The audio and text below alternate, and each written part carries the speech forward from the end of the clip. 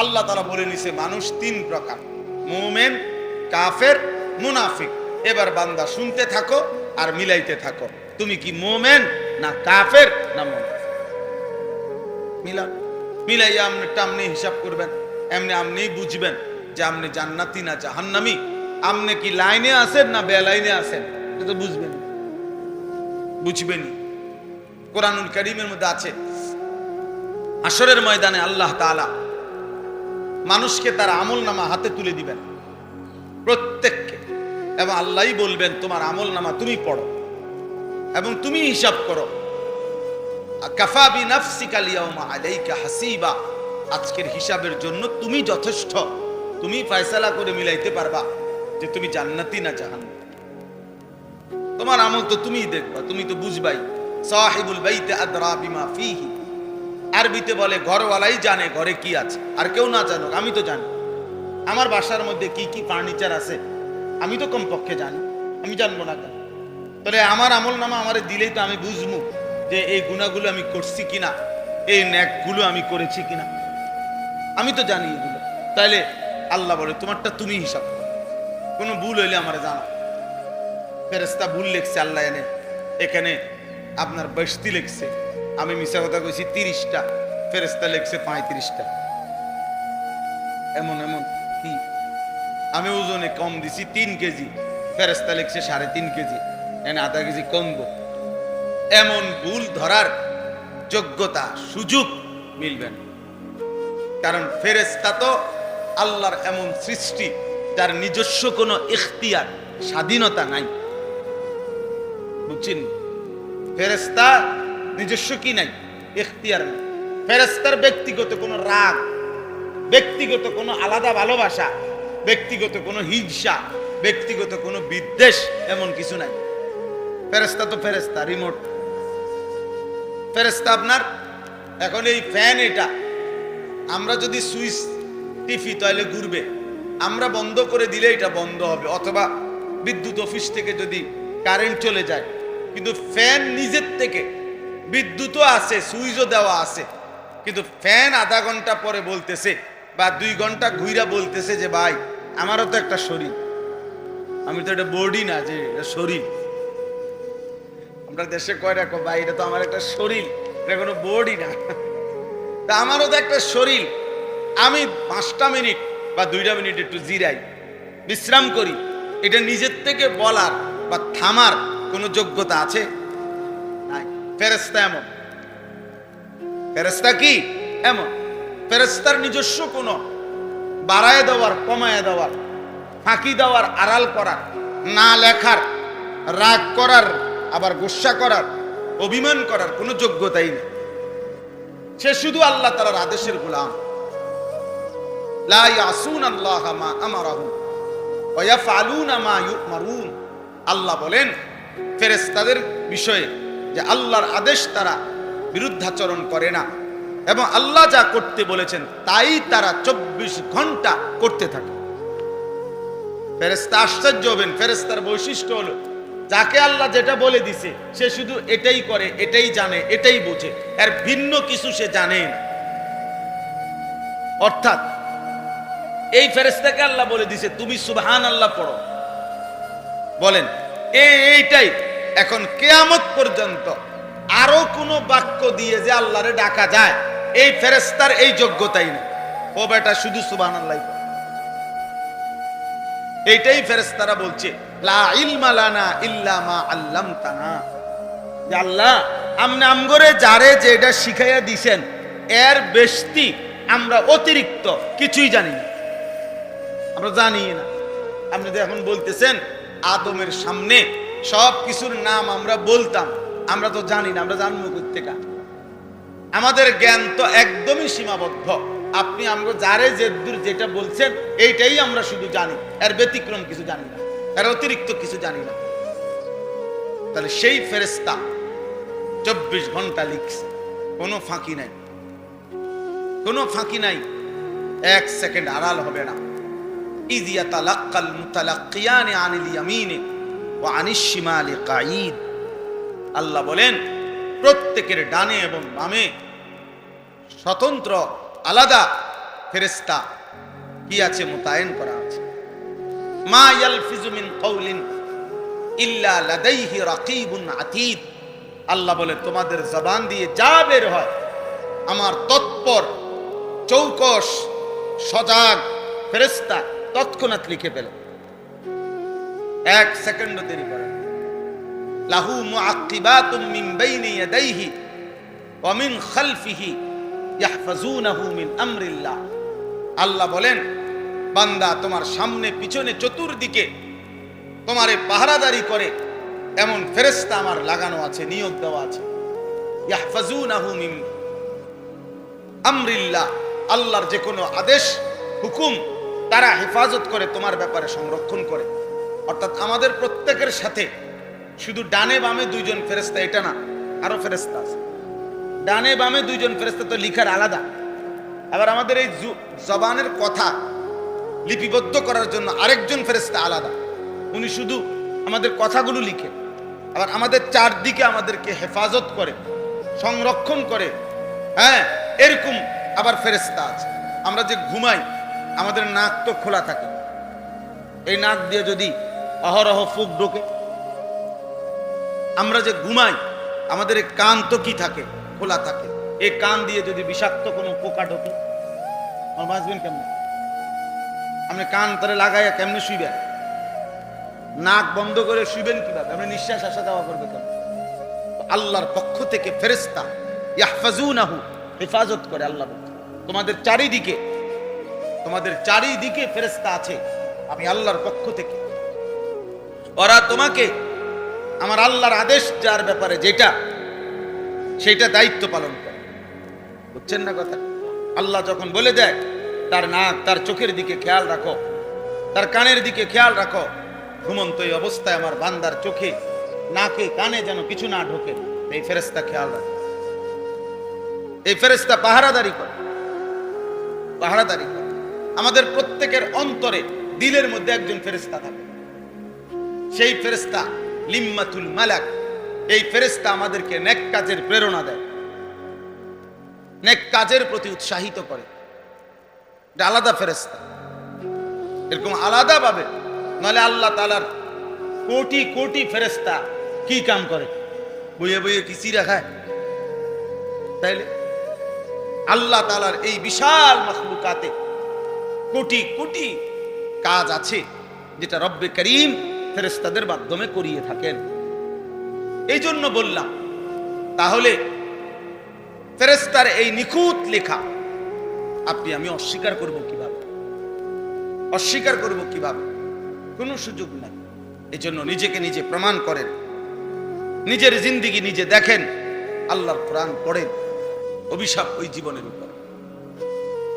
গুনাহ করবার জন্য,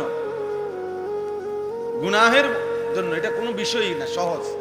কারণ নফস তো চাই গুনাহ করাই, শয়তান তো চাই গুনাহ করাই, মনের চাহিদাই তো চাই গুনাহ করাইতে। কাজেই জোয়ারের সাথে ভেসে যাওয়া এত সহজ না। মানে এখান দিয়ে জোয়ার, এখানে একটা কিছু দিলে এটা ভাইসা যাবে দূরে, এটা তো একদম সহজ বিষয়। এটা আপনি হুঁদনের কিছু নেই, এটা আপনি কিন্তু ঠেলা দনের কিছু নেই। এটা এমনি জোয়ারের মুখে রেখে দিলে অটোমেটিকলি এটা কি হয়ে যাবে, ভাইসা যাবে।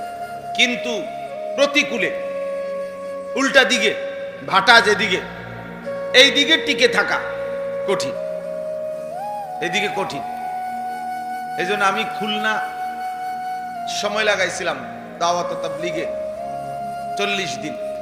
তো ওই সময় এক জায়গায় গেছিলাম সুন্দরবনের পাশে, একদম সুন্দরবন পার হয়ে আলাদা বিচ্ছিন্ন এলাকা, দ্বীপের মতো।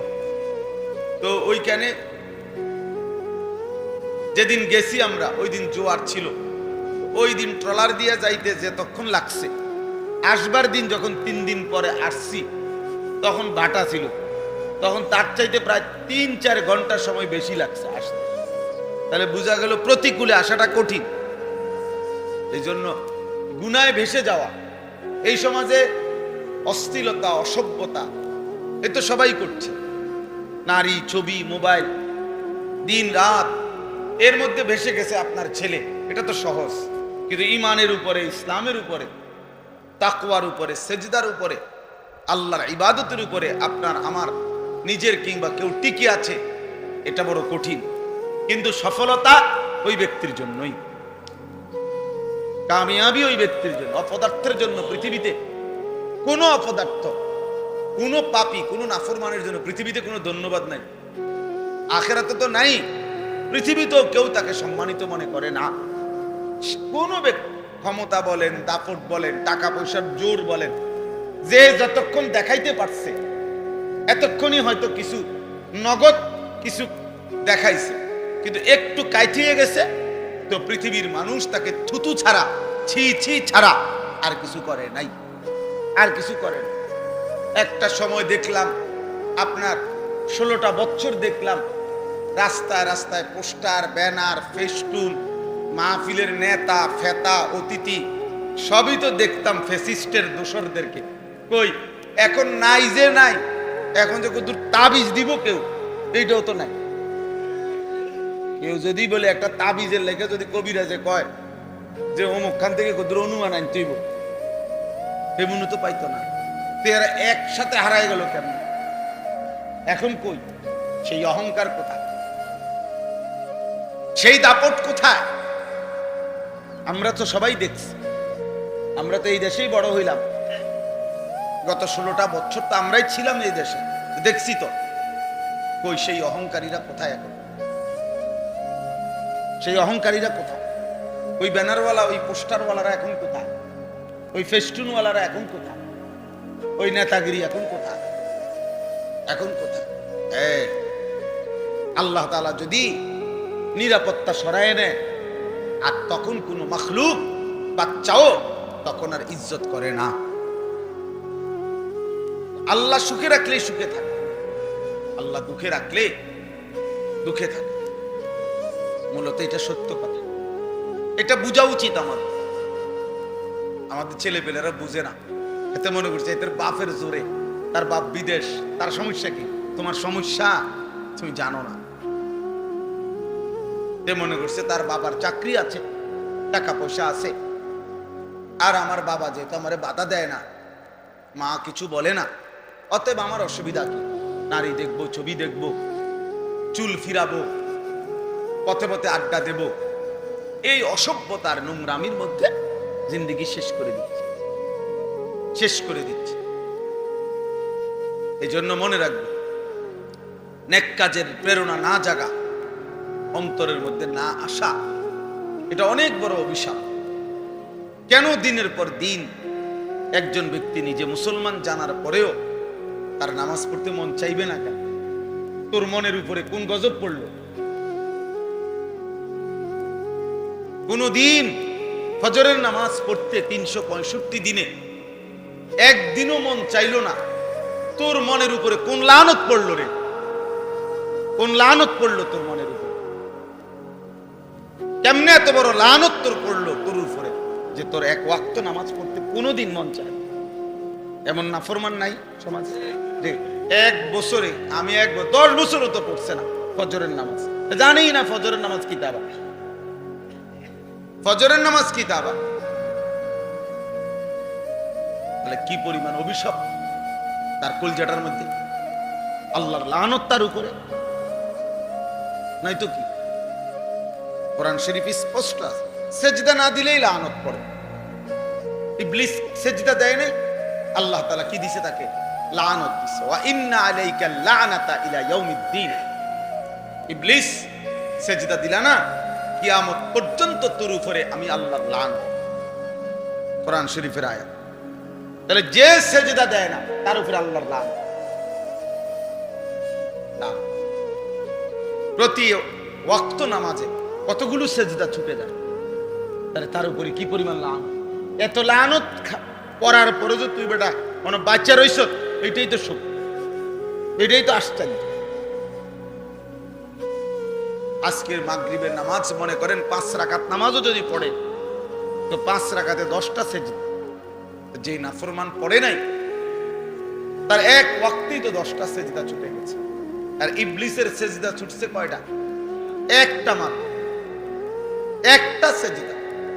এতেই আল্লাহ তাআলা বললেন কিয়ামত পর্যন্ত লানত। তাহলে সেজদাবিহীন মানুষ কি পরিমাণ অভিশপ্ত, কি পরিমাণ অভিশপ্ত। ভাত খায়, হ্যাঁ বেটা মনে করে কই অভিশাপ বলে তো আমি ভাত খাইতে এলাম না। বেটা জানোয়ারও তো খানা খায়, জানোয়ার খানা খায় না তো খানা খাইলে কিছে, ঘুম গেলে কিছে। গড়দুয়ার তো সব প্রাণীরই আছে, প্রত্যেক প্রাণীরই তো তার অবস্থা অনুপাতে থাকার জায়গা আছে না। যৌন চাহিদা তো জানোয়ারেরও পূরণ হয়, গরু ছাগলের তো বাচ্চা কাচ্চা হয়।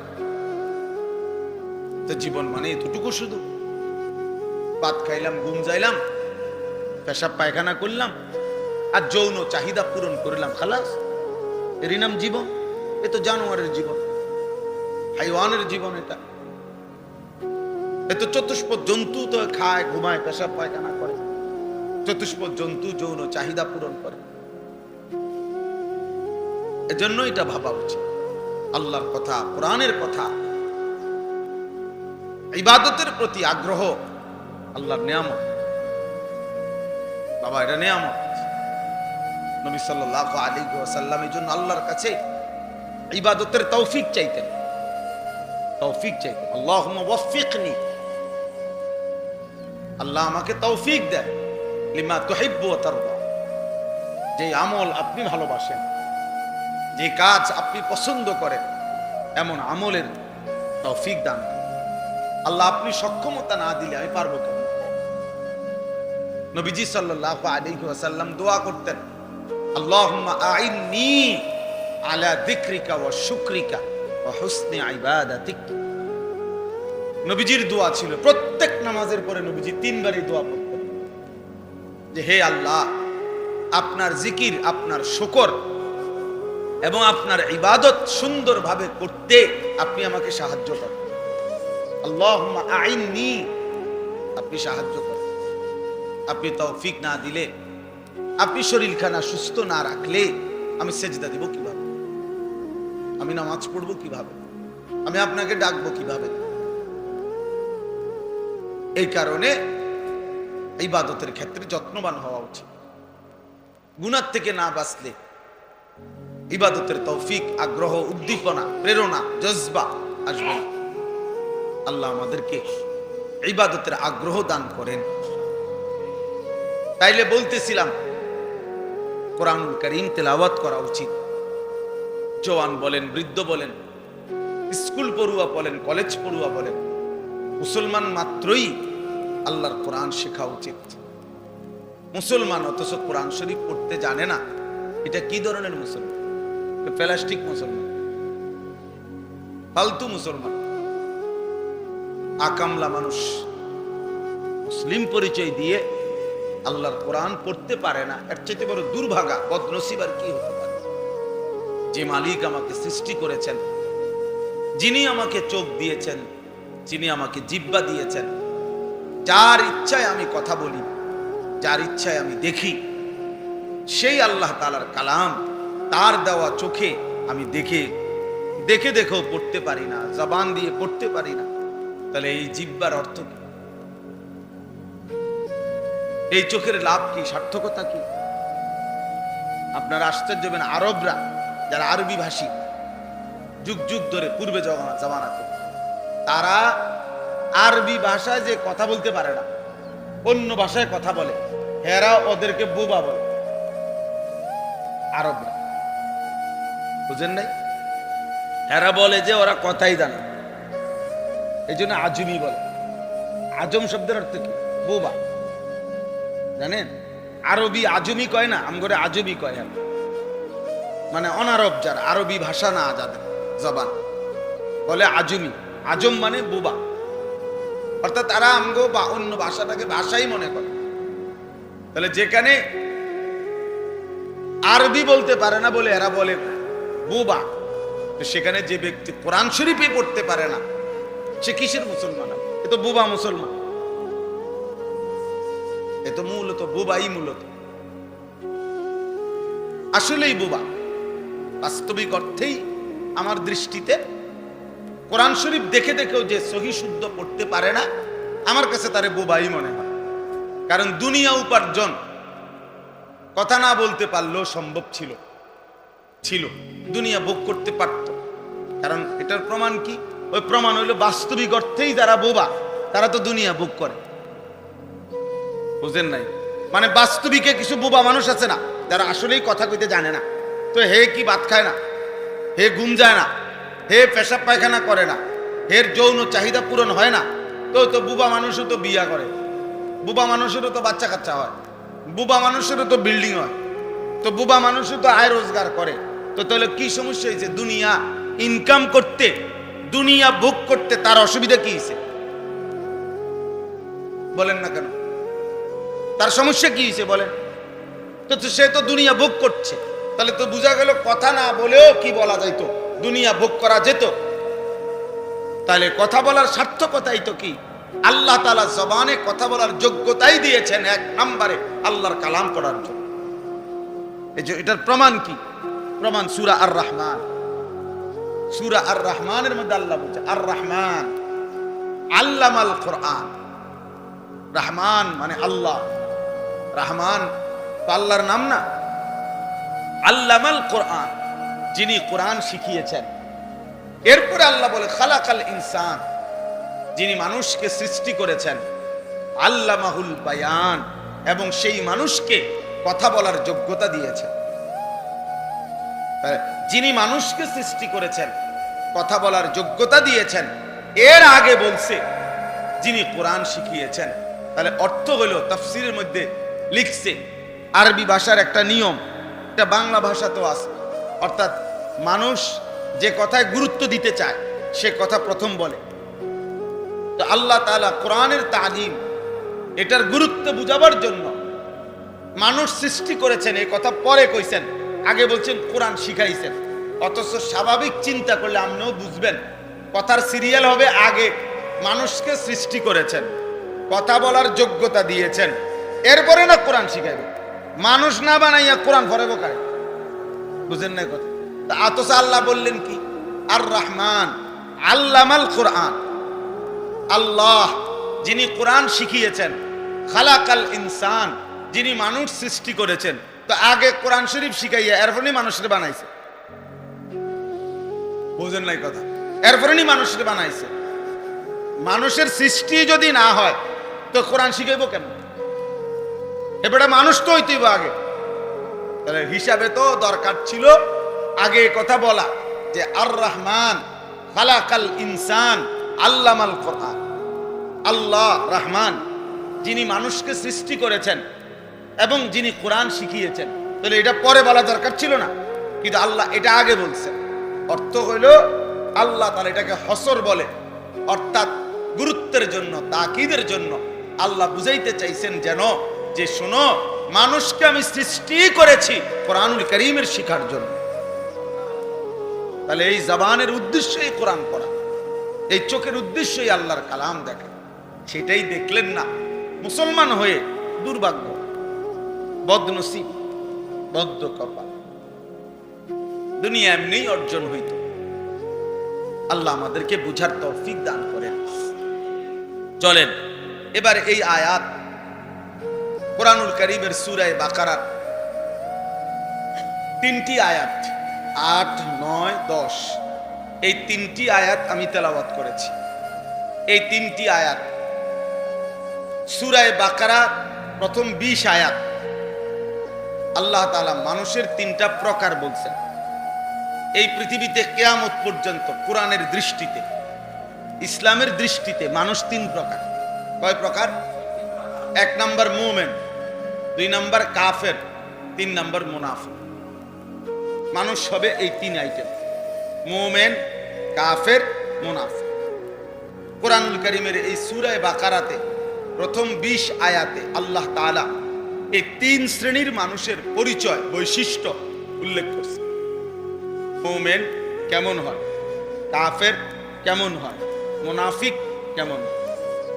20টা আয়াত বলছে এখানে। কারণ সামনের আলোচনা আল্লাহ তাআলা যেন বুঝাইতে চাইছেন, বান্দা সামনে পুরা কোরআন আলোচনা শুরু হবে। তো প্রথম 20 আয়াতে সূরা বাকারাতে আমি মানুষের এই 3 আইটেম বলে দিলাম। এবার কোরআন পুরাটা পড়বা, পৃষ্ঠায় পৃষ্ঠায় নিজের সাথে মিলাইবা তুমি মানুষের কোন আইটেমে পড়ছো। বুঝেন নাই কথা? তুমি মিলাইবা, কোরআন পড়বা আর মিলাইবা যে এই পৃষ্ঠার এই কথার কারণে আমি মানতেছি না না মানতেছি, হ্যাঁ, আবার স্বীকার করি না অস্বীকার করি, তো নিজে নিজে বুঝতে পারবেন মুমিন নাকি কাফের নাকি মুনাফিক। এই জন্য আল্লাহ তাআলা সূরা বাকারা, কারণ সূরা ফাতিহা হলো ভূমিকা, পুরা কোরআনের সারাংশ হলো সূরা ফাতিহা। এরপরে মূল বক্তব্য বিস্তারিত। আপনার সূরা ফাতিহা হলো যে খবরের শিরোনাম, আগে শিরোনাম বলে দিছে, এরপরে বলছে এবার বিস্তারিত। তো এবার বিস্তারিত শুরু হয়েছে সূরা বাকারার থেকে। এই সূরা বাকারার বিস্তারিত আলোচনার আগে আল্লাহ তাআলা বলে নিছে মানুষ 3 প্রকার, মুমিন, কাফের, মুনাফিক। এবার বান্দা শুনতে থাকো আর মিলাইতে থাকো, তুমি কি মুমিন না কাফের না মুনাফিক। মিলাইয়া আপনি হিসাব করবেন, এমনি আপনি বুঝবেন যে আপনি জান্নাতি না জাহান্নামী, আপনি কি লাইনে আছেন না বেলাইনে আছেন, এটা তো বুঝবেন। কোরআনুল কারীমের মধ্যে আছে হাশরের ময়দানে আল্লাহ তাআলা মানুষকে তার আমলনামা হাতে তুলে দিবেন প্রত্যেককে, এবং আল্লাহই বলবেন তোমার আমলনামা তুমি পড়ো এবং তুমি হিসাব করো। কাফা বিনাফসিকা আল-ইয়াওমা আলাইকা হাসিবা, আজকের হিসাবের জন্য তুমি যথেষ্ট, তুমি ফয়সালা করে মিলাইতে পারবা যে তুমি জান্নাতি না জাহান্নামী। তোমার আমল তো তুমিই দেখবা, তুমি তো বুঝবাই। সাহিবুল বাইতে আদরা বিমা ফিহি, আরবিতে বলে ঘরওয়ালাই জানে ঘরে কি আছে, আর কেউ না জানুক, আমি তো জানি। আমার বাসার মধ্যে কি কি ফার্নিচার আছে আমি তো কমপক্ষে জানি, আমি জানবো না কেন?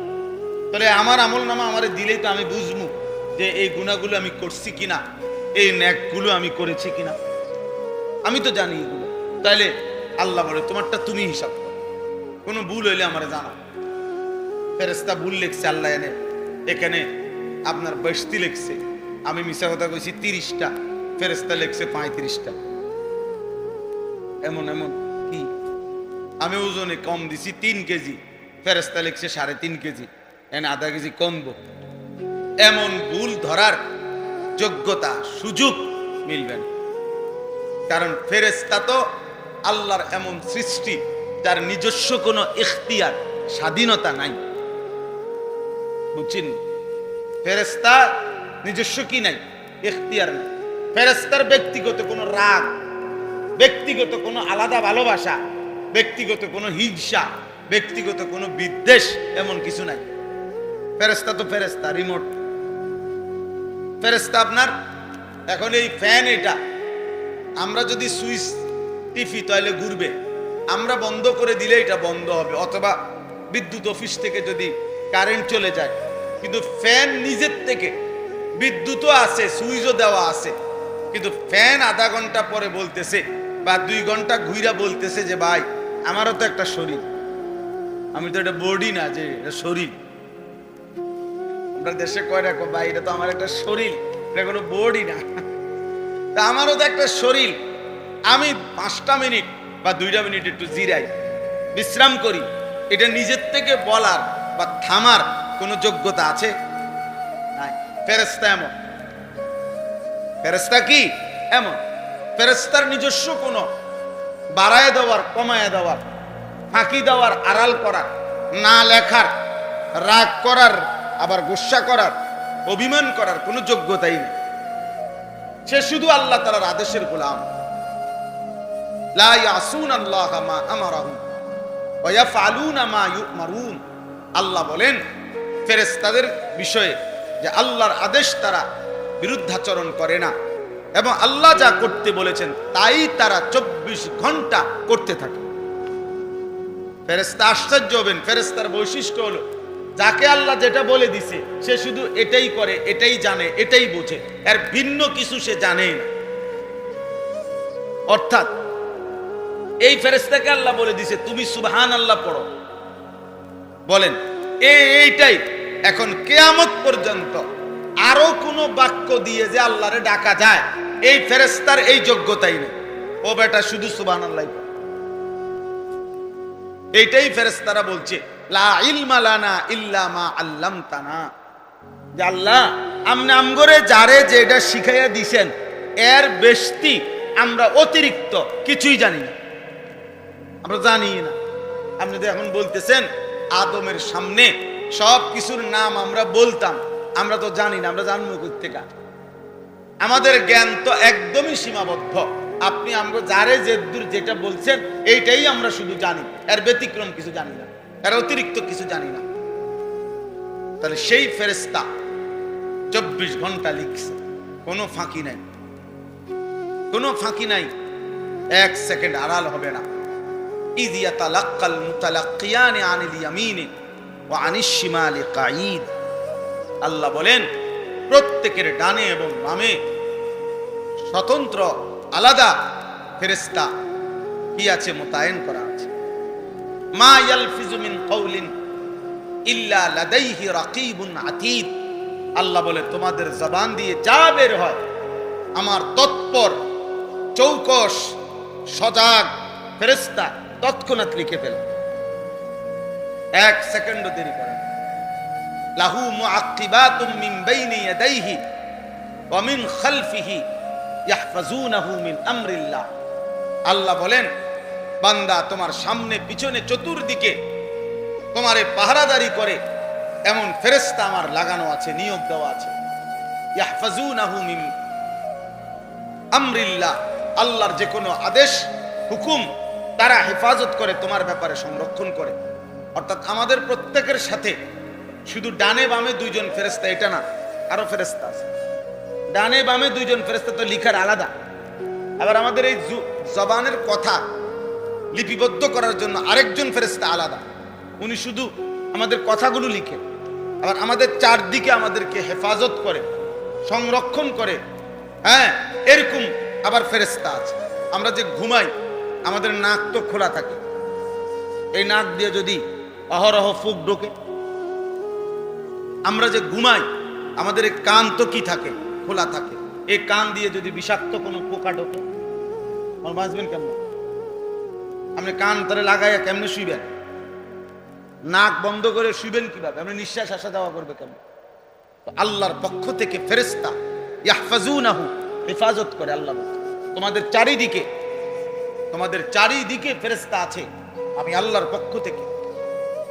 ওরা তোমাকে আমার আল্লাহর আদেশ যার ব্যাপারে যেটা সেটা দায়িত্ব পালন করে।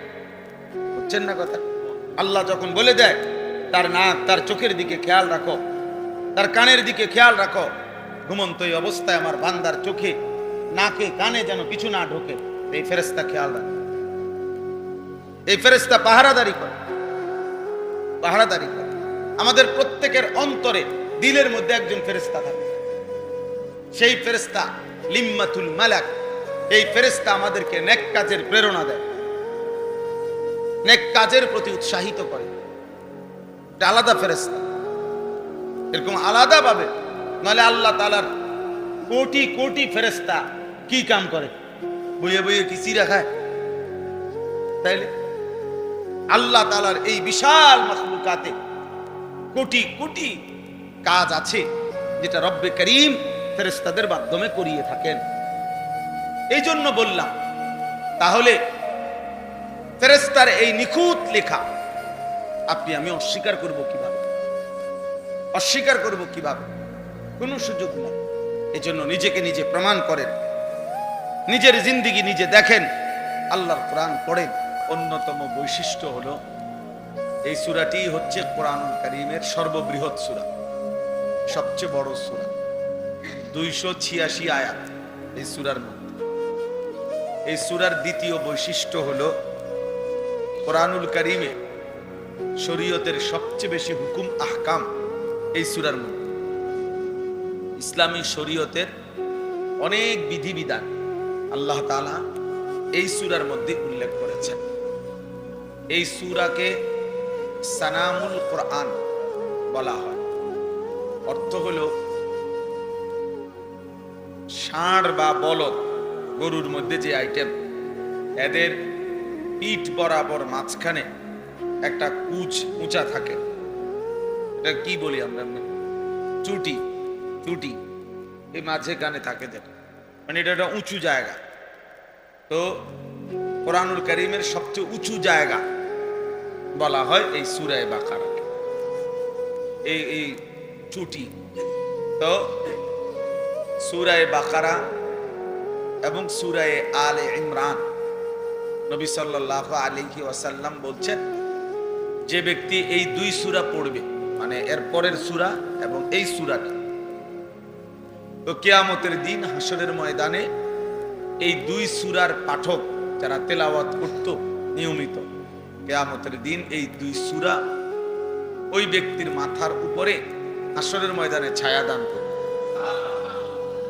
যখন ভীষণ তাপ হবে, ইয়াউমা লা যিল্লা ইল্লা যিল্লু, সেদিন কোনো আলো মানে ছায়া থাকবে না, ভীষণ এই উত্তাপের মধ্যে এই দুই সূরা তেলাওয়াতকারী, তো এই দুই সূরাই আল্লাহর কুদরতে ওই ইমানদার ব্যক্তির মাথার উপরে ছায়া দান। কোরআনুল কারীমের প্রত্যেক সূরা অনেক ফজিলত আছে, প্রতি সূরা ছোট বড় যেই কোনো সূরার ফজিলত আছে। আমরা আসলে কোরআনুল কারীম তেলাওয়াত করতেই জানি না, করি না। অসংখ্য মুসলমান ইচ্ছা করে বুঝে শুনে আল্লাহর কোরআন তেলাওয়াত করে না, জানেই না। হাজার হাজার মুসলমান এই কথাটা শুনছে যে আল্লাহর কোরআন তেলাওয়াত করা আমাদের দায়িত্ব, কিন্তু বয়স্ক মানুষ সময় আছে, ইচ্ছা করেই কোরআন শরীফ শিখে না।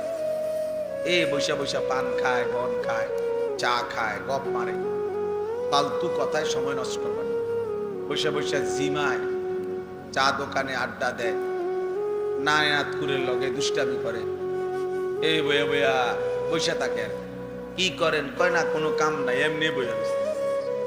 অথচ এক লাইন দুই লাইন করে করে যদি আল্লাহর কোরআন শিখতো, শিখা হয়ে যেত, শিখা হয়ে যেত। কিন্তু অনেক মুরব্বীদের মধ্যে খামখেয়ালি, বয়স্ক লোক কিছুটা অহংকারী হয়, কিশোর যুবক ছেলে কিছুটা অধিকাংশ গাফেল হয়। অর্থাৎ শরীর সুস্থ থাকার কারণে সে গাফলতি করে, খামখেয়ালি করে, আর মনে করে এখনো সময় আছে, বয়স মাত্র। আর বয়স্ক লোকের মধ্যে কিছুটা অহংকার কাজ করে, অর্থাৎ মনের মধ্যে একটা ভাব থাকে যে আজকে এত বছর বয়স, বুড়ো হয়ে গেছি, কোনটা কি না বুঝি নাকি, কত কিছু দেখলাম, কত হুজুর দেখলাম। এই সমস্ত কিছুটা অহংকার ভাবের কারণে শিখতে পারে না, শেখার মানসিকতা। এজন্য এটা খেয়াল করা। কোরআনুল কারীমের প্রত্যেক সূরার ফজিলত আছে। আল্লাহ তাআলা কোরআনুল কারীমের তেলাওয়াতের জন্য প্রচন্ড উৎসাহিত করেছেন, প্রচন্ডভাবে। আমাদের প্রিয় নবী সাল্লাল্লাহু আলাইহি ওয়াসাল্লাম, নবীজিকেও আল্লাহ তাআলা বলছেন, উতলু মা উহিয়া ইলাইকা মিনাল কিতাব, আপনার উপরে আল্লাহ তাআলার পক্ষ থেকে যেই কোরআন নাজিল হয়েছে আপনি তা তেলাওয়াত করুন। নবীজিকে বলছে আল্লাহ, উতলু, আপনি তেলাওয়াত করুন। ওয়ারাত্তিলিল কোরআন তারতিলা, আল্লাহ তাআলা বলছে রাত্রি জেগে, রাত গভীরে আপনি যখন আল্লাহর জন্য জাগবেন তাহাজ্জুদের নামাজে, তো এই সময় বিশুদ্ধতার সাথে ধীরে ধীরে মহব্বতের সাথে কোরআনুল কারীম সহি শুদ্ধ তেলাওয়াত করুন। তো আল্লাহ নবী সাল্লাল্লাহু আলাইহি ওয়াসাল্লামকে আল্লাহ তাআলা বলছেন, কোরআন শরীফে আছে নবীজি নিজে বলছেন যে আল্লাহ তাআলা আমাকে কোরআন তেলাওয়াত করতে আদেশ করেছেন। তাহলে নবীজি সাল্লাল্লাহু আলাইহি ওয়াসাল্লাম কোরআনুল কারীম তেলাওয়াত করতেন। তাহলে আপনারা যারা মাঝ বয়সী আছেন, আপনাদের এই শেষ সময়টা আল্লাহর কোরআন শিখা, কোরআনুল কারীমের তেলাওয়াতের মধ্যে কাটানো উচিত। এটা একটা গুরুত্বপূর্ণ আমল। আফদালুজ যিকরি তিলাওয়াতুল কোরআন। নবী সাল্লাল্লাহু আলাইহি ওয়াসাল্লাম বলছেন, সর্বশ্রেষ্ঠ জিকির হলো কোরআনুল কারীমের তেলাওয়াত। কোরআনুল কারীমের তেলাওয়াত সমস্ত বুজুর্গানে দ্বীন, আউলিয়ায়ে কেরাম, সাহাবায়ে কেরাম, ওনাদের অন্যতম একটা বৈশিষ্ট্য, ওনারা বেশি থেকে বেশি কোরআনুল কারীম তেলাওয়াত করতেন, কোরআন শরীফ তেলাওয়াত করতেন। এই জন্য কোরআনুল কারীম বেশি বেশি তেলাওয়াত করা এটা একজন মুমিনের সিফাত, মুমিনের বৈশিষ্ট্য। কোরআনুল কারীমের মধ্যে আছে, আল্লাহ তাআলা বলেন, ইন্নাল্লাযীনা ইয়াতলুনা কিতাবাল্লাহ ওয়া আকামুস সালাহ ওয়া আনফাকু মিম্মা রাযাকনাহুম সিররান ওয়া আলানিয়া ইয়ারজুনা তিজারাতাল। এই ছেলে, এই বেটা বাইরে গিয়ে কথা বল, ফালতু কথা কর, বাইরে যাও, ফাজলামি করার জায়গা নাই এনে। জানো এটা মসজিদ, যে জানো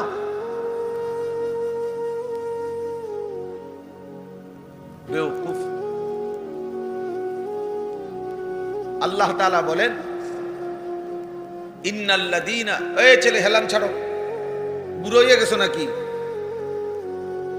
ছাড়ো, হেলান ছাড়ো, সামনে আসো, আরো সামনে আসো। একজন, এই হেলান ছাড়েন আপনারা। বয়স্ক বুড়া মানুষের হেলান দিবে, জোয়ান মানুষের হেলানের দরকার কি? ছাড়েন, হেলান ছাড়েন। ভাইয়া আপনি একটু আগে আসেন, এটা তো মসজিদ, এটা আদবের জায়গা। খামখেয়ালি না, বয়স্ক লোক ঠিক আছে, ওনার ক্লান্তি থাকতে পারে, দুর্বলতা থাকতে পারে। 20-25 বছরের পোলাপানের হাঁটা চলা দেখলে মনে হয় বুড়া, 200 বছরের বুড়া। গুনাহের কারণে অসংখ্য ছেলে পেলের চেহারা দেখলেই বোঝা যায় দুর্বল। এই শুধু গুনাই করে, শুধু মূলত স্বতঃস্ফূর্ততা, উদ্যমতা নাই, গুনাহের প্রতি শুধু আগ্রহ, এতটুকুই। দিন রাত ছবি দেখে, নারী দেখে, মোবাইল টিপে, এখানে এখানে কোনা কানা সিফা সাফার মধ্যে বসে থাকে। বুঝেন না কথাটা? এটাই কাজ, এতটুকুই কাজ। কিন্তু 24 ঘন্টা মেহনত করা, দিন রাত পরিশ্রম করা, এটা আলাদা ব্যাপার।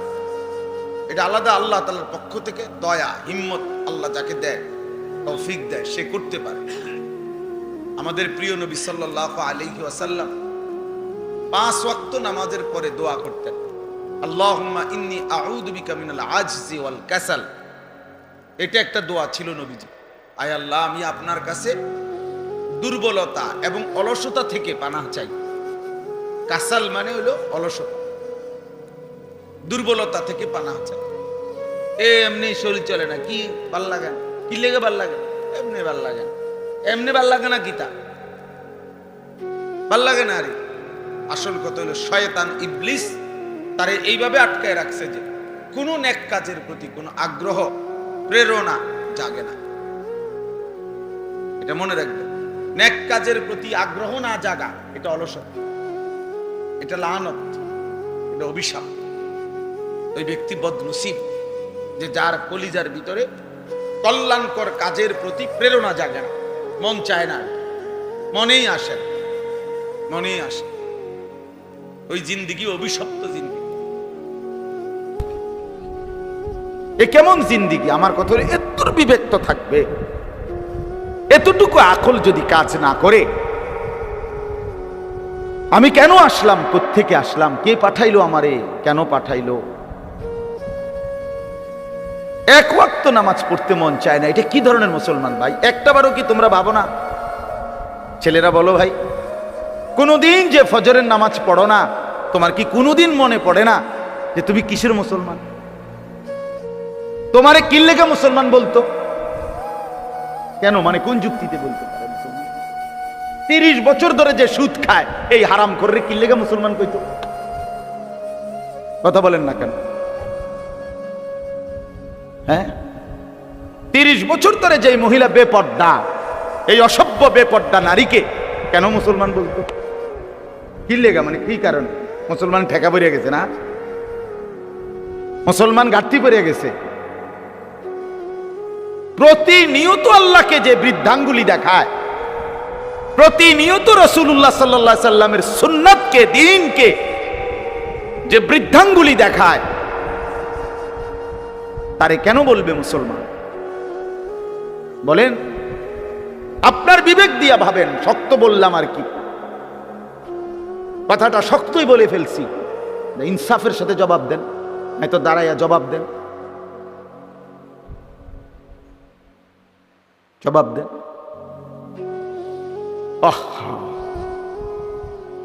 প্রতিনিয়ত আরে একটা মানুষ তো হুচট খায়, একটা মানুষ ফিসলা খায়, একটা মানুষ পড়ে যাইতে পারে, ঠিক আছে, ভুল হবে, পিছলা খাবে, পড়ে যাবে, ভুল হবে, অপরাধ হবে, গুনাহ হবে। খোদার কসম, গুনাহ আমারও আছে, গুনাহ আপনারও আছে। এটা তো কোনো কথা না, দোষের কথা না। দোষ তো হইল গুনার উপরে লাগাতার ধারাবাহিক। এটা কোন ধরনের মুসলমান? আমার 6 মাসের মধ্যে একদিন জামাত ছুটে গেছে, হইতে পারে। আমার 10 দিনের মধ্যে, 15 দিনের মধ্যে, 1 মাসের মধ্যে কোনোদিন ফজরের নামাজ উঠতে দেরি হয়ে গেছে, সেটা তো হইতে পারে। লাগাতার প্রতিদিন এক জিন্দিগি, আপনি প্রতিদিন মিশা কথা কইবেন? কথা বলেন, এটা কি একটা যুক্তি হইল?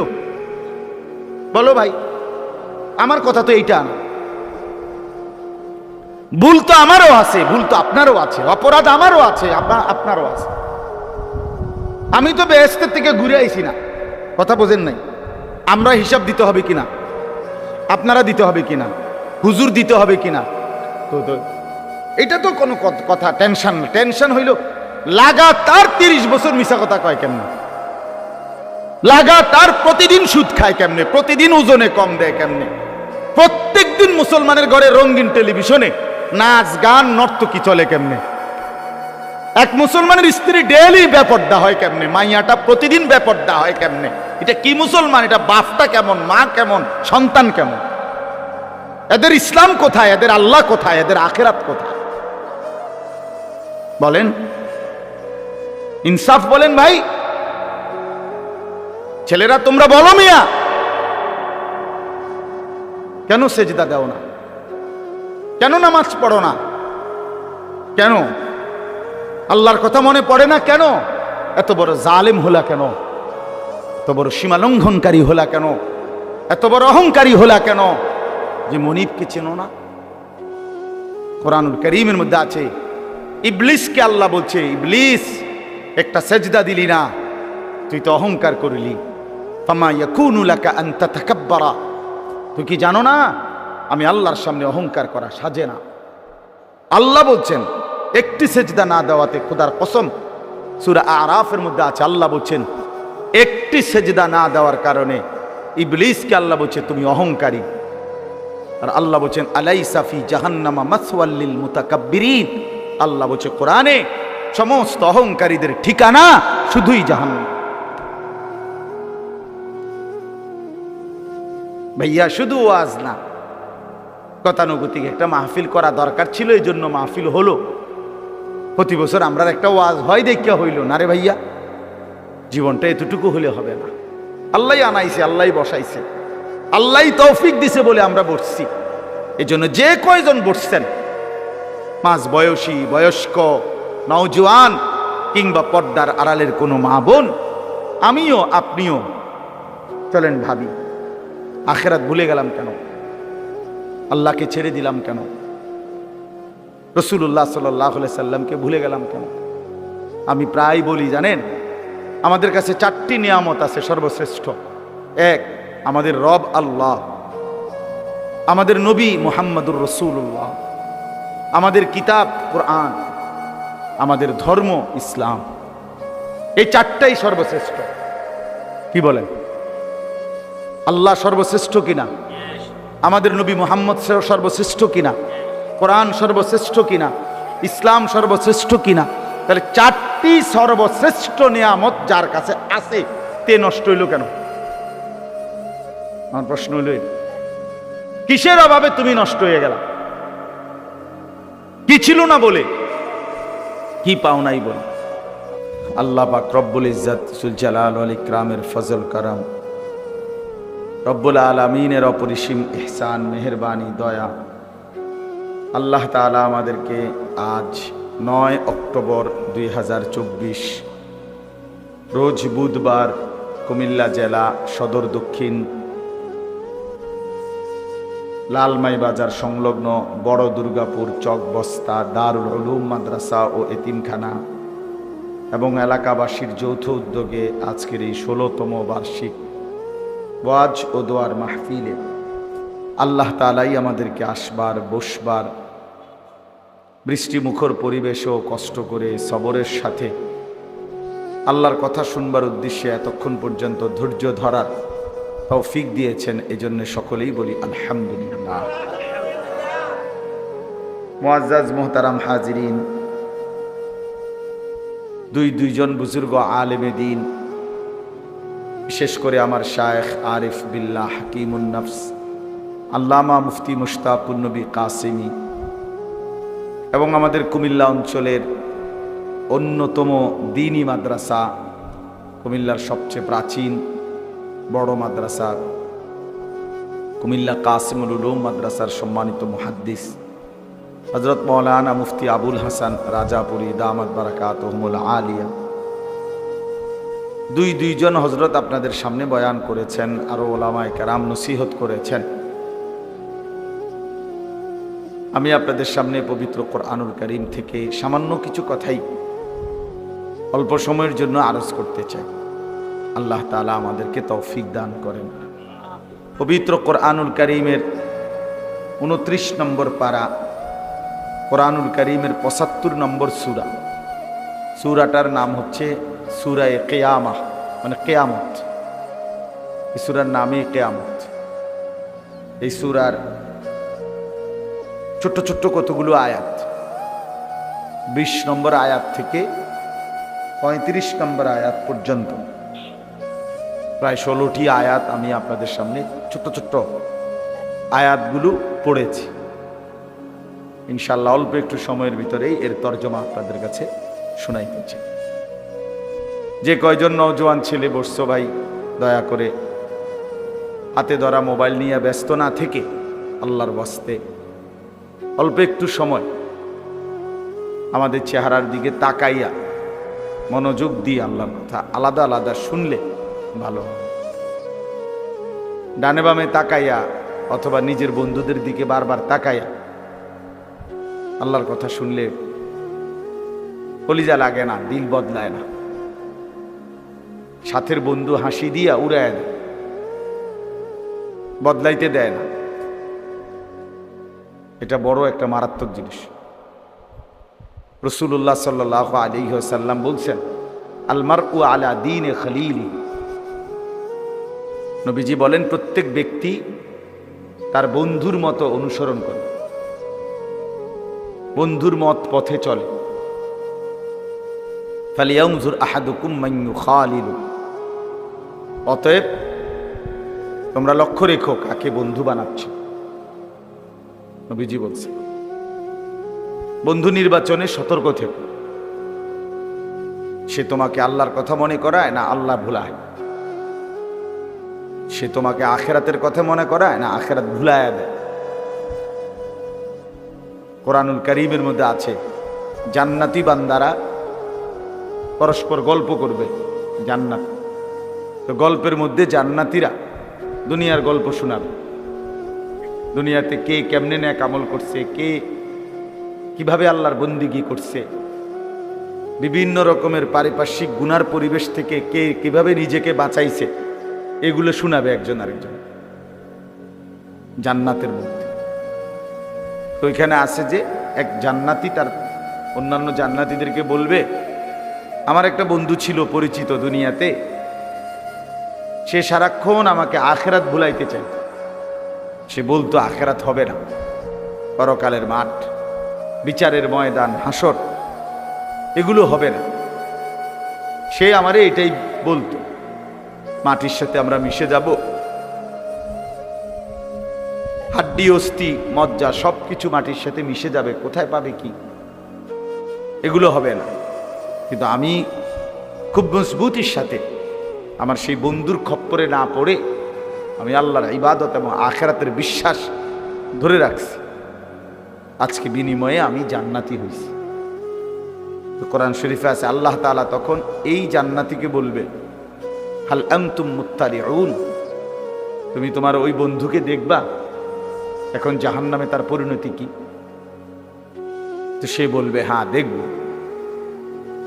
তো আল্লাহ তাআলা জাহান্নামে, এই জান্নাত থেকেই সে জাহান্নামের দৃশ্য দেখবে, আর দেখবে ফাত্তালাআ ফারাআহু ফি সাওয়াইল জাহিম, সে দেখবে যে তার ওই বন্ধুটা জাহান্নামের মাছ বরাবর জ্বলন্ত আগুনের মধ্যে ঢেউ খাচ্ছে।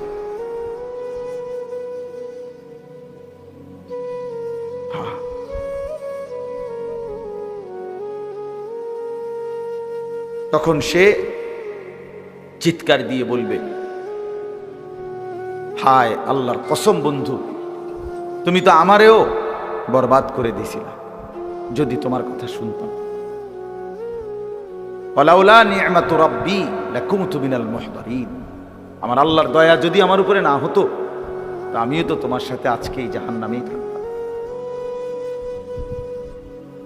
আফামা নাহনু বিমাইয়িতিন, এরপরে বলবে শোনো বন্ধু, মজার বিষয় হলো আর কোনোদিন তোমারও মৃত্যু হবে না, আমারও হবে না। তার মানে আমি জান্নাতে, আমার জান্নাতের আর শেষ নাই, তুমি জাহান্নামে, তোমার জাহান্নামেরও আর শেষ নাই। তুমি দুঃখে পড়ে গেলা, আমি সুখে পড়ে গেলাম, তোমার দুঃখেরও আর শেষ নাই, আমার সুখেরও আর শেষ নাই।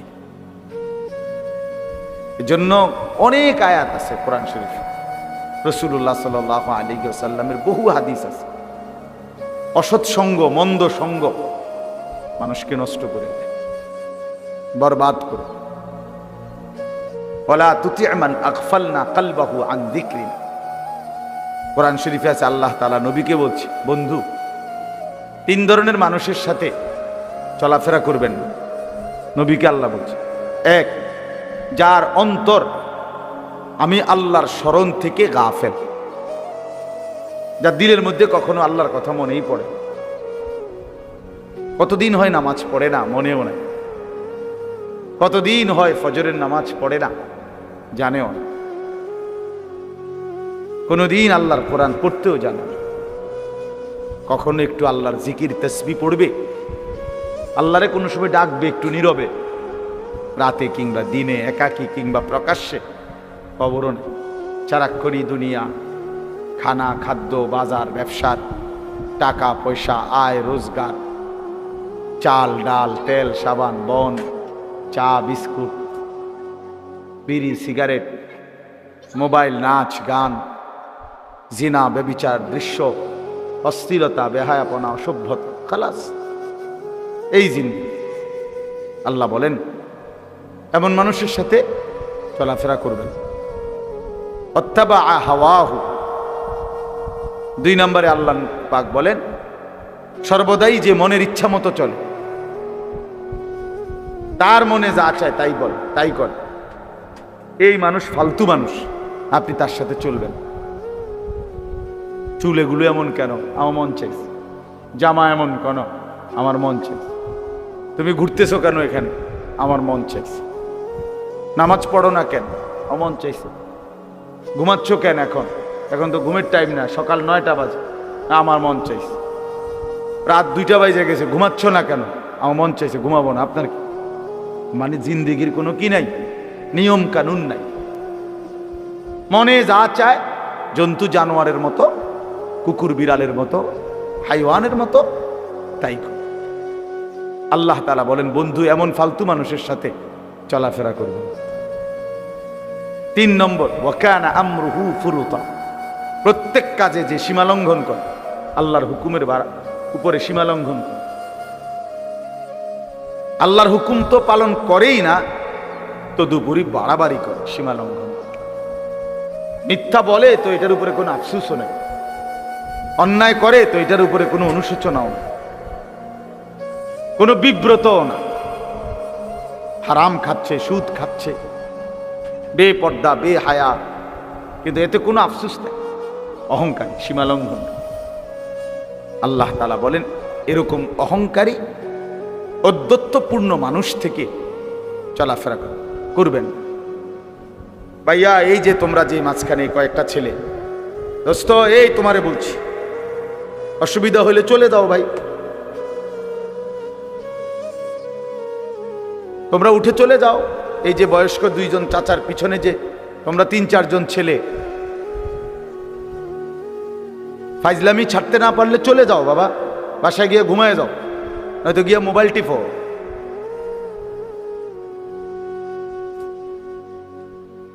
ফালতু মানুষ আমার পছন্দ না। কোনো গাফেল লোককে বলে কোনো লাভ, একজনকে বললে বা এতগুলো মানুষের সামনে ওলামায়ে কেরাম কথা বলতেছে, ওরা প্রথম থেকেই হাসি মজাক করতেছে।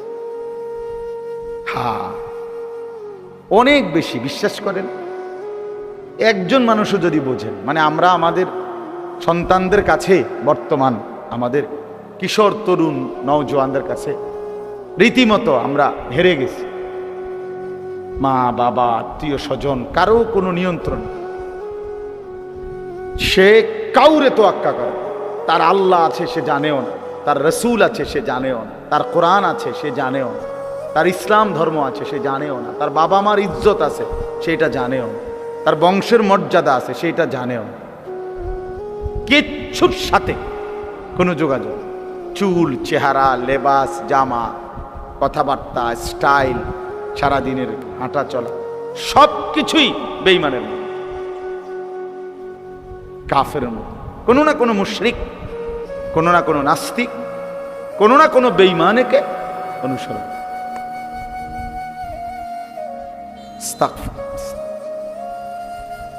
অনেক বেশি দুর্ভাগ্য এটা আমাদের, অনেক বেশি দুর্ভাগ্য, জানেন না? অনেক বেশি। বাবা মা জীবিত, অথচ আপন সন্তান 16 বছর, 14 বছর, 18 বছর বয়স, আপন মা বাবার ঘরে ঘুমায়, মুসলমানের ঘরে। 365 দিনের খোদার একটা বছরে কোনো দিন ফজরের নামাজ পড়ে না, মা বাবা আছে অথচ। কত বড় জানোয়ার, চিন্তা করছে, এত বড় নিকৃষ্ট জানোয়ার মুসলমানের ঘরে কেমনে ঘুম? এত বড় দুশ্মন কেমনে মুসলমান হয়? একদিনও ফজরের নামাজ, ভোরবেলার এই নামাজ পড়তে মনও চায় না, জানেও না কোন সময় ফজরের আজান। ওমা, এটা কি? এই মুসলমান কেমন মুসলমান? রাসূলুল্লাহ সাল্লাল্লাহু আলাইহি ওয়াসাল্লাম বলছেন, মুসলমান আর কাফেরের মধ্যে পার্থক্য নামাজ। সরাসরি হাদিস এটা। ফারকু মা বাইনানা ওয়া বাইনাল কুফরি আস-সালাত। সরাসরি নবীজি বলেছেন, আমাদের মাঝে আর কাফেরের মাঝে পার্থক্য নামাজ। আগা কাটান। আমরা তো বুঝছি যে আগা কাটলে কয় মুসলমান, আগা না কাটলে মুসলমান না। না, আগা কাটার লগে এটা সম্পর্ক না। ওইটা তো হলো খতনা করা, ওইটা একটা আমল, ইসলামের সুন্নাত আমল। বাচ্চাকে যে খতনা করায়, এটা একটা ইসলামের একটা আমল, নবীজির একটা আমল। কিন্তু কোনো মানুষ মুসলমান না বেঈমান, এটা পার্থক্যর প্রমাণ কি বলেন সবাই? নবীজি বলছে, আল আহদুল্লাযী বাইনানা ওয়া বাইনাহুম আস-সালাত। নবীজি বলছে, আমাদের মাঝে আর মুনাফিকের মাঝে পার্থক্য, অঙ্গীকার নামাজ। মানে ইমানদার নামাজ পড়ে, মুনাফিক নামাজ পড়ে, মুমিন নামাজ পড়ে, কাফের নামাজ পড়ে। রাসূলুল্লাহ সাল্লাল্লাহু আলাইহি ওয়াসাল্লাম বলেছেন, মান তারাকা সালাতাম মুতাআম্মিদান ফাকাদ কাফার। নবীজি বলছেন, ইচ্ছে করে যে নামাজ ছেড়ে দিল সে কুফরি করল, কুফরি করল, নাফরমানি করলো, বেঈমানি করলো। সে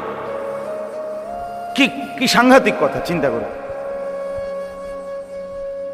এত বড় কথা শোনার পরে যদি কলজা না কাঁপে, তার কারণ হইল, আসল কথা হইল তার ইমানের কোনো কদর, ইসলামের কোনো কদর তার কাছে নাই। সে যে মুসলমান এই পরিচয়ের কারণে সে আরো লজ্জিত।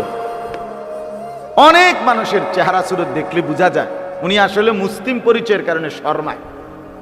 হ্যাঁ, লজ্জিত উনি, মানে মূলত কইতারেন আর কি মুখে, ভিতরে ভিতরে উনি চেহারা, চুল, দাড়িবিহীন চেহারা, লেবাসে, পোশাকে, চলাফেরায়, উপার্জনে, সর্বকিছুতে আল্লাহ এবং রাসূলের নাফরমানি করে শুধু মুখে সাহস করতে পারতেছে নারী, কিন্তু দিলের মধ্যে এটাই বুঝায় যে আসলে ইসলাম আমার মোটেই পছন্দ। মোটেই পছন্দ। কিন্তু দিলের মধ্যে আমি আর আপনি না বুঝলাম না, কিন্তু দিলের মধ্যে কার কি আল্লাহ তো জান। আল্লাহ বুঝে কি না বলেন? ইয়াউমা তুবলাস সারাইর, কোরআনুল কারীমের মধ্যে আছে আল্লাহ তাআলা বলেন, বান্দা হাসরের ময়দানে আমি তোমার অন্তরের ভিতরের বিষয়গুলো খুলে দেব। আফালা ইয়ালামু ইদা বুসিরা মা ফিল কুবুর ওয়া হুসিলা মা ফিস সুদূর। আল্লাহ বলেন, কবর থেকে হাসরের ময়দানে যখন উঠানো হবে, আমি রব্বুল আলামিন তোমার অন্তরের ভিতরের কথাগুলো প্রকাশ করে দেব। দিলের মধ্যে কি ছিল, বাহ্যিক গুলো তো বলবোই, দিলের গুলোও বলবো। ওয়া শাহিদা আলাইহিম সাবউহুম ওয়া আবসারুহুম ওয়া জুলুদুহুম বিমা কানু ইয়ামালুন।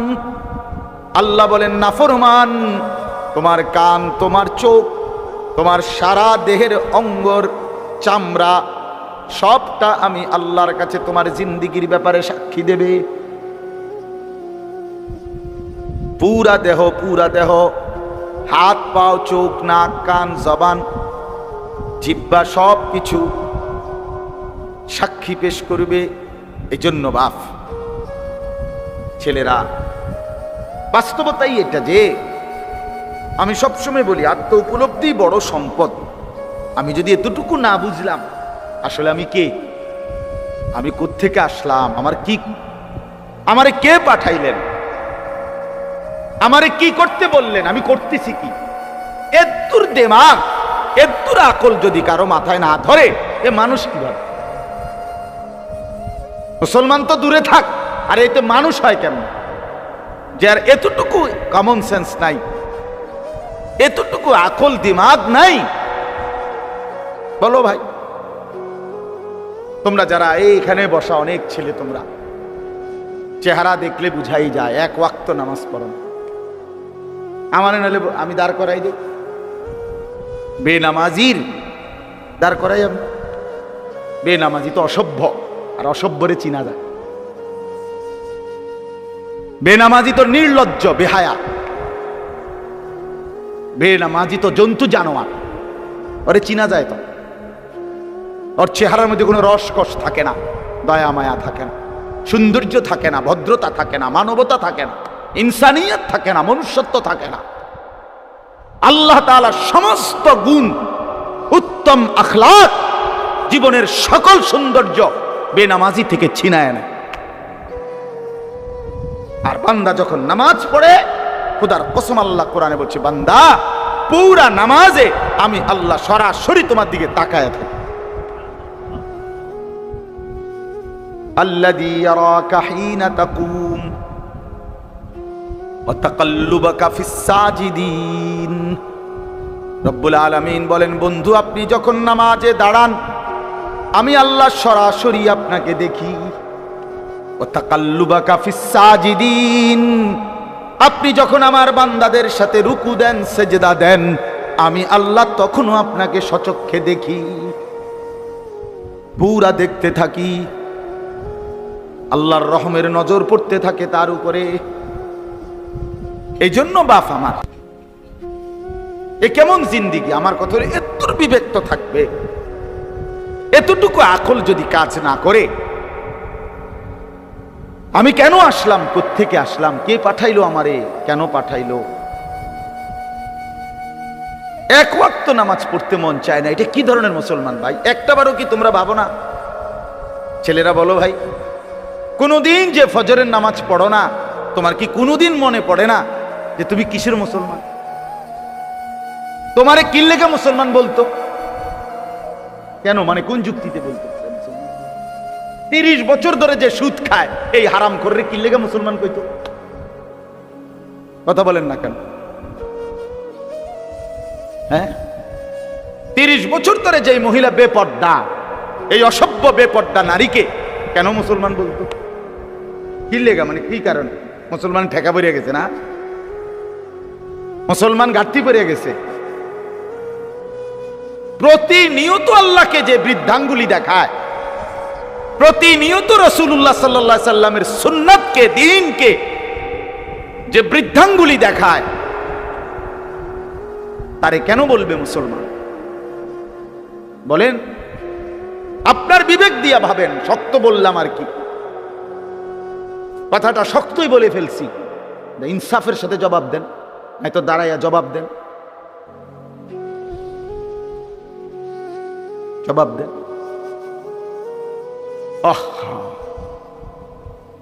প্রতিনিয়ত আরে একটা মানুষ তো হুচট খায়, একটা মানুষ পিছলা খায়, একটা মানুষ পড়ে যাইতে পারে, ঠিক আছে, ভুল হবে, পিছলা খাবে, পড়ে যাবে, ভুল হবে, অপরাধ হবে, গুনাহ হবে। খোদার কসম, গুনাহ আমারও আছে, গুনাহ আপনারও আছে। এটা তো কোনো কথা না, দোষের কথা না। দোষ তো হইল গুনার উপরে লাগাতার ধারাবাহিক। এটা কোন ধরনের মুসলমান? আমার 6 মাসের মধ্যে একদিন জামাত ছুটে গেছে, হইতে পারে। আমার 10 দিনের মধ্যে, 15 দিনের মধ্যে, 1 মাসের মধ্যে কোনোদিন ফজরের নামাজ উঠতে দেরি হয়ে গেছে, সেটা তো হইতে পারে। লাগাতার প্রতিদিন এক জিন্দিগি, আপনি প্রতিদিন মিশা কথা কইবেন? কথা বলেন, এটা কি একটা যুক্তি হইল? বলো ভাই, আমার কথা তো এইটা না। ভুল তো আমারও আছে, ভুল তো আপনারও আছে, অপরাধ আমারও আছে, আপনারও আছে। আমি তো বেহেশতের থেকে ঘুরে আইছি না, কথা বোঝেন নাই? আমরা হিসাব দিতে হবে কিনা, আপনারা দিতে হবে কিনা, হুজুর দিতে হবে কিনা, তো এটা তো কোনো কথা টেনশন না। টেনশন হইল লাগাতার 30 বছর মিশা কথা কয় কেমনে, লাগাতার প্রতিদিন সুদ খায় কেমনে, প্রতিদিন ওজনে কম দেয় কেমনে, প্রত্যেক দিন মুসলমানের ঘরে রঙিন টেলিভিশনে নাচ গান নর্তকী চলে কেমনে, এক মুসলমানের স্ত্রী ডেইলি বেপর্দা হয় কেমনে, মাইয়াটা প্রতিদিন বেপর্দা হয় কেমনে। এটা কি মুসলমান? এটা বাপটা কেমন, মা কেমন, সন্তান কেমন? এদের ইসলাম কোথায়? এদের আল্লাহ কোথায়? এদের আখিরাত কোথায়? বলেন, ইনসাফ বলেন ভাই। ছেলেরা তোমরা বলো মিয়া, কেন সেজদা দাও না? কেন নামাজ পড়ো না? কেন আল্লাহর কথা মনে পড়ে না? কেন এত বড় জালেম হলা? কেন এত বড় সীমা লঙ্ঘনকারী হলা? কেন এত বড় অহংকারী হলা? কেন যে মনিবকে চেনো না? কোরআনুল কারীমের মধ্যে আছে, ইবলিসকে আল্লাহ বলছে, ইবলিস একটা সেজদা দিলি না, তুই তো অহংকার করলি। ফামা ইয়াকুনু লাকা আন তাতাকাব্বারা, তুই কি জানো না আমি আল্লাহর সামনে অহংকার করা সাজে না। আল্লাহ বলছেন একটি সেজদা না দেওয়াতে, খোদার কসম, সূরা আরাফের মধ্যে আছে, আল্লাহ বলছেন একটি সেজদা না দেওয়ার কারণে ইবলিসকে আল্লাহ বলছে তুমি অহংকারী। আর আল্লাহ বলছেন আলাইসা ফি জাহান্নামা মাসওয়াল লিল মুতাকাব্বিরিন, আল্লাহ বলছে কোরআনে সমস্ত অহংকারীদের ঠিকানা শুধুই জাহান্নাম। ভাইয়া শুধু ওয়াজ না, গতানুগতিক একটা মাহফিল করা দরকার ছিল, এই জন্য মাহফিল হলো। প্রতি বছর আমরা একটা ওয়াজ হয় দেখিয়া হইল না রে ভাইয়া, জীবনটা এতটুকু হলে হবে না। আল্লাহ আনাইছে, আল্লাহ বসাইছে, আল্লাহ তৌফিক দিছে বলে আমরা বসছি। এই জন্য যে কয়জন বসছেন, মাঝ বয়সী, বয়স্ক, নওজোয়ান কিংবা পর্দার আড়ালের কোনো মা বোন, আমিও আপনিও চলেন ভাবি, আখেরাত ভুলে গেলাম কেন? আল্লাহকে ছেড়ে দিলাম কেন? রাসূলুল্লাহ সাল্লাল্লাহু আলাইহি সাল্লামকে ভুলে গেলাম কেন? আমি প্রায় বলি জানেন, আমাদের কাছে 4টি নিয়ামত আছে সর্বশ্রেষ্ঠ। এক, আমাদের রব আল্লাহ, আমাদের নবী মুহাম্মদুর রাসূলুল্লাহ, আমাদের কিতাব কোরআন, আমাদের ধর্ম ইসলাম। এই 4টাই সর্বশ্রেষ্ঠ। কি বলেন? আল্লাহ সর্বশ্রেষ্ঠ কিনা? আমাদের নবী মুহাম্মদ সর্বশ্রেষ্ঠ কিনা? কোরআন সর্বশ্রেষ্ঠ কিনা? ইসলাম সর্বশ্রেষ্ঠ কিনা? তাহলে 4টি সর্বশ্রেষ্ঠ নিয়ামত যার কাছে আছে, তে নষ্ট হইল কেন? আমার প্রশ্ন হইল, কিসের অভাবে তুমি নষ্ট হয়ে গেলা?